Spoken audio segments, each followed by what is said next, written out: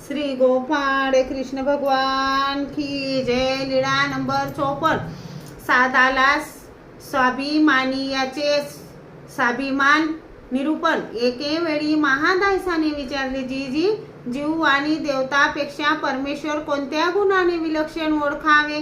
सर्वज्ञ म्हणाले, बाई, जीव देवता सापेक्षा परमेश्वरू निरपेक्षू, जीव देवता स्वाभिमानिया परमेश्वरू निर्भिमानू।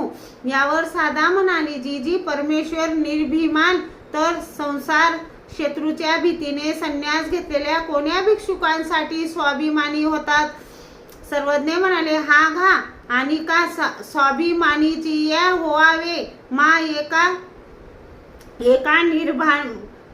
निर्भिमानी याची या होईजे का?